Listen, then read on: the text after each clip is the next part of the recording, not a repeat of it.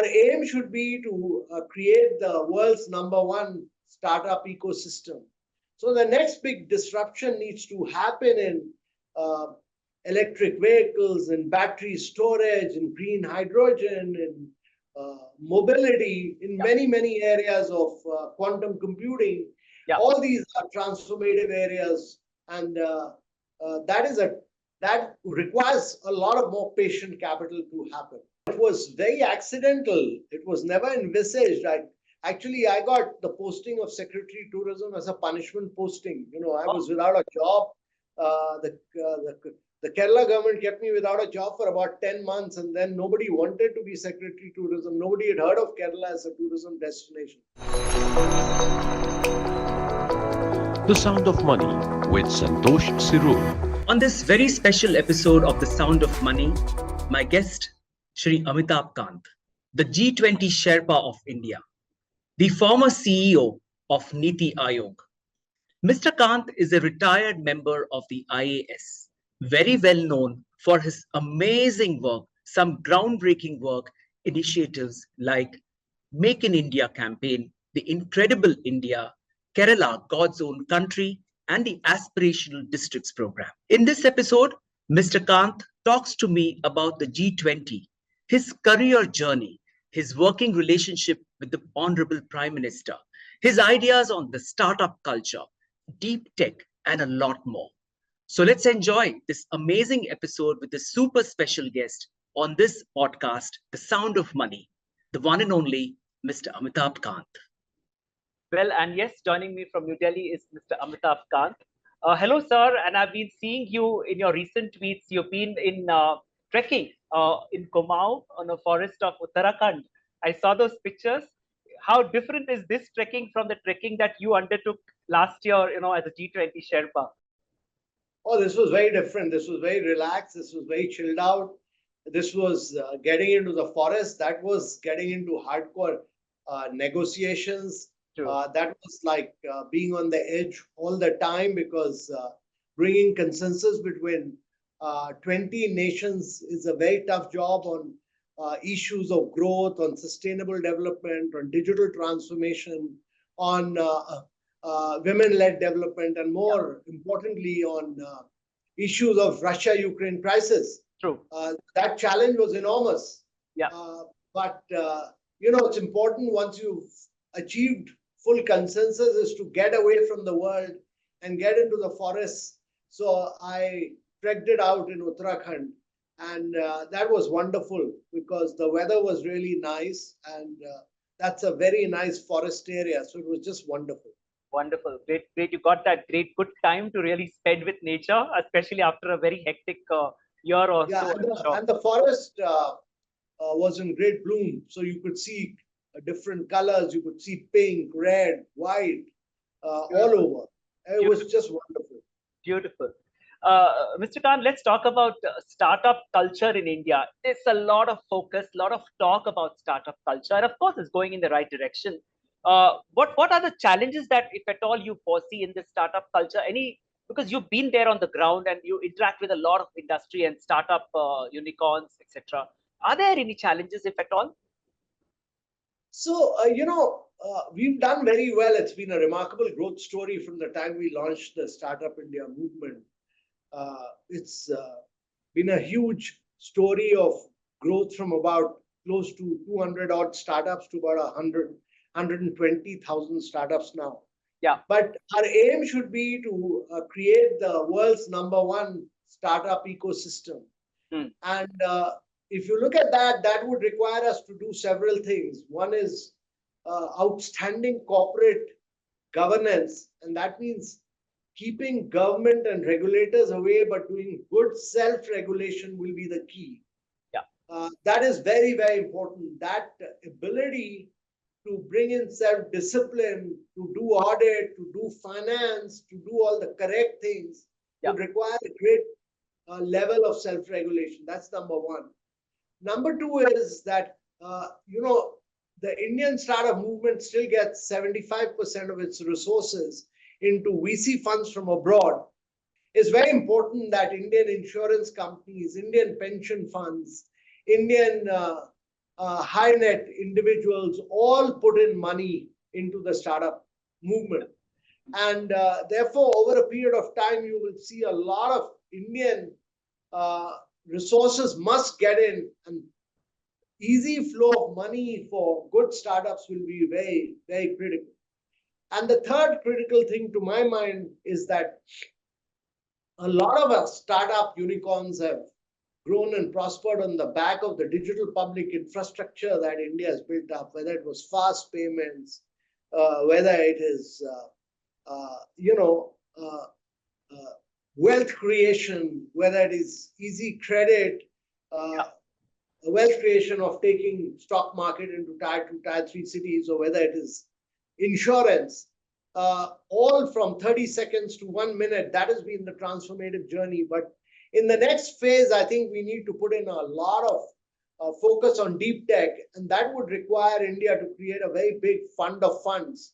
And that fund of funds should really be de-risking a number of VCs who put money into deep funds, because that's where you require patient capital over a long period of time.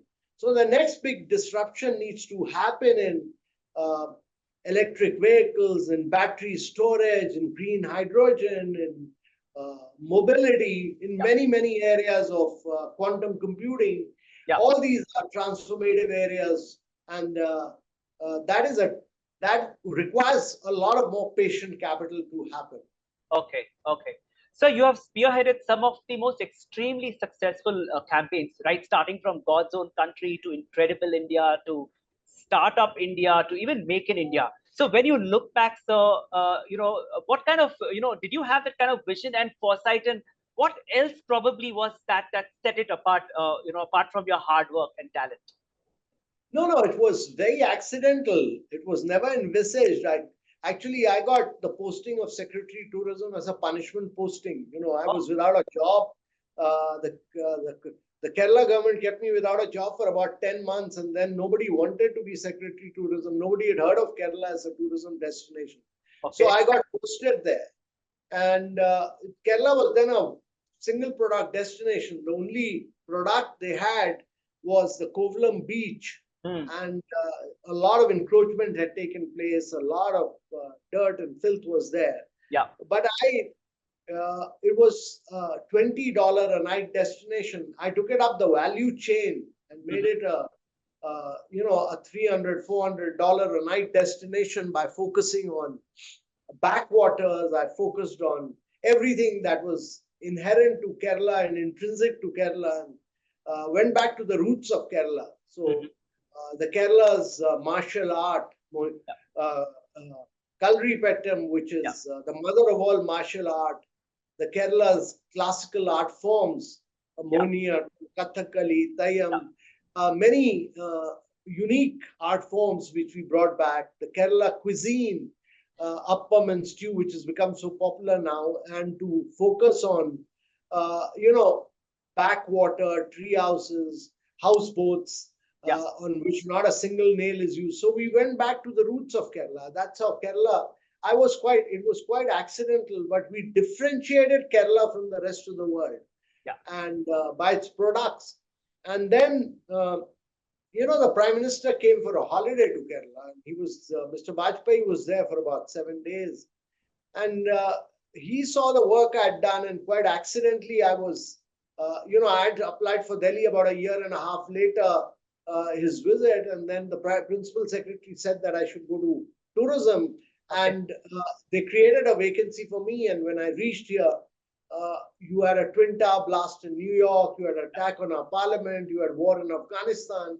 So at the peak of that crisis, when Indian tourism was just 10% occupancy, 15% occupancy, we launched, at the peak of that, we launched the Incredible India campaign. And that's how India tourism took off. It was a marketing-led strategy, which led to the creation of new airports, many other things, because the demand grew exponentially. Okay, that's amazing. And then when it came to the current government and Startup India and these campaigns, again, you were a key role. You really played an amazing role there. Where do you see this going? So I was Secretary Industries and the Prime Minister was very keen that there should be ease of doing business. And therefore, we had to scrap a lot of rules, regulation, procedures, paperwork. It was a lot of very tough work with different ministries, but we made things easy and simple. And, scrapping 1600 laws, etc. So ease of doing business was the first focus. Improving patents and trademarks was another focus. And then focus on manufacturing in India, opening up the FDI regime was another focus. So with this government, I worked on infrastructure, I worked on Make in India, and later I worked on Startup India. And when I came into NITI Aayog later, I worked on many fascinating projects like the Aspirational District Program. That's great. Okay, talking about specific with G20, and that's a name that you're so much going to be associated in the history of India. You were the Sherpa trekking that, leading that, amazing moment. It's a moment for India. When it comes to negotiation and collaboration, I think this is in fact been talked about as a case study and we learned in a lot of management colleges in India and abroad. But you were there on the ground. Anything in hindsight that you want to share? We heard a lot about it, but from yourself, we would love to hear. No, it was very, very challenging. It was like 5 or 6 years squeezed into 1 year. It was very challenging because to get a consensus on every issue is very tough. And India took over the presidency when there was already a global slowdown. It was the post-COVID era. We had a challenge of sustainable development goals. Instead of progressing, we had regressed. 200 million people had lost their jobs. 100 million people had gone below poverty line. And 75 countries of the world were facing a debt crisis. There was challenge of climate action and climate finance. And all this, we had to bring consensus on issues of growth, strong, balanced, sustainable growth. We had to bring consensus on a new action plan for sustainable development goals. We had to bring consensus on a green development pact, which was very important. We had to bring consensus on digital public infrastructure, which India had spearheaded, so that we have a clear focus on what the definition and framework is, because that's the way to transform lives of citizens. And we had to bring consensus on reform of the multilateral financial institutions and also on women-led development. We were able to achieve success on all these issues, which was very, very tough and hard negotiation. Prime Minister, who's the leader of G20, wanted us to be ambitious, to be decisive, to be action-oriented, and we lived up to that. But the most critical issue was the Russia-Ukraine crisis, which one para took us 300 hours of negotiation. It took us 250 hours, 250 bilateral meetings, and it took us many, many rounds of negotiations to be able to get that. We got it finally, but it was brinkmanship, risk-taking. It was a huge amount of gutsy, courageous negotiations that we did. Amazing. One of the most defining moments of that G20 was giving a voice to the global South. How was that as a project and bringing that to the table and getting it sorted over and done? What your experience, sir? So Prime Minister's vision was very clear. He wanted G20 to be very, very inclusive. He wanted it to be, the voice of India should be the voice of the global South.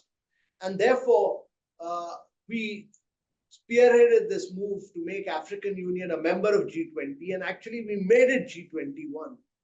There was a lot of opposition from many other areas, many other places. But we were able to eventually convince everyone that for G20 to remain an inclusive body, it was necessary. It was absolutely necessary to bring African Union as a permanent member of G20. And we finally got a support from all G7, all emerging markets. And India really, during G20, showed its great ability to bring different perspectives, different countries together, from Russia, China, emerging markets to G7, everybody was brought together by India on all 83 paras, 225 outcomes we achieved success through consensus. And that's the important point about multilateral discussions, that you need to arrive at a consensus. Nothing is accepted till everybody has not agreed.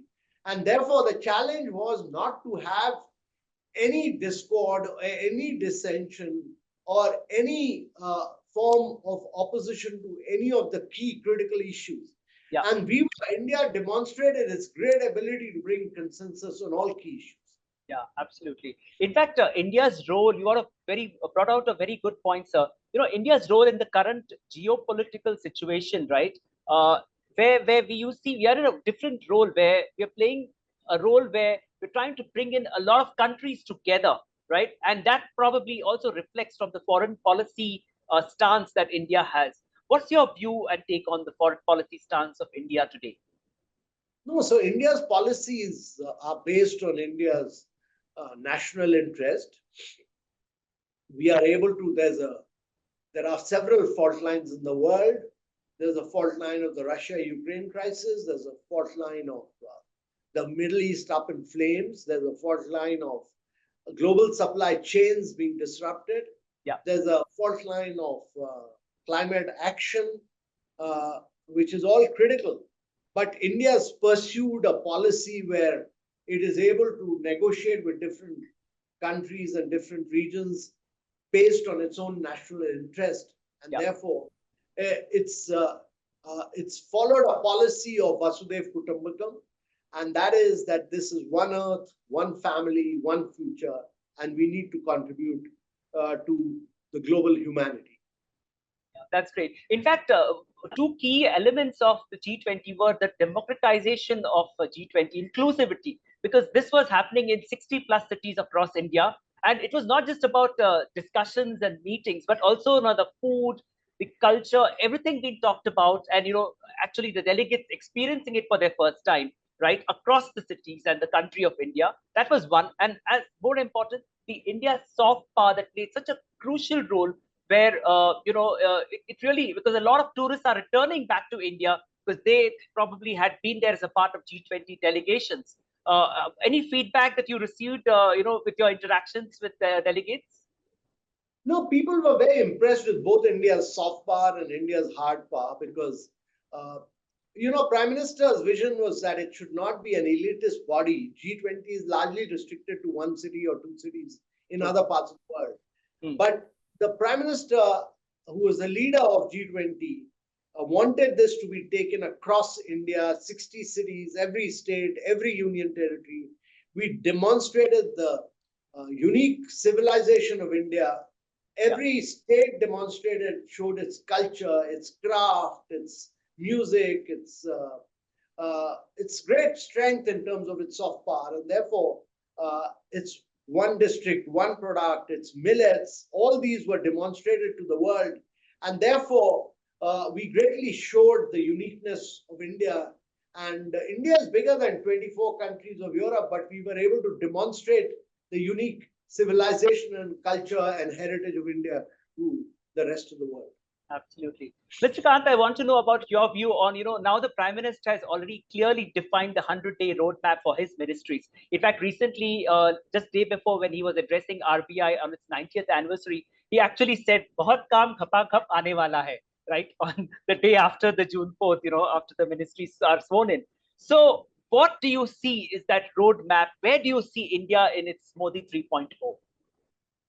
So I think the Prime Minister will really spearhead a lot of reforms. He will focus on radical changes. He will drive India's growth story. And he will really push for the big ticket reforms. And that would really mean focusing on education, health, tourism, many, many areas. And, he's always of the vision that it's the states which need to be the key drivers of growth. So we'll have to work in partnership with the states. We'll have to drive the growth stories of, we'll have to create many champion states. And much of what Centre has done in terms of ease of doing business and ease of living, the state governments will have to take it forward. we will need many champion states of India to drive India's growth story. And I think the Prime Minister is very clear that this is Amrit Kal for India.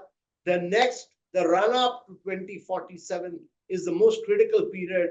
And India needs to have ambition, India needs to have inclusivity, India needs to have equity with growth.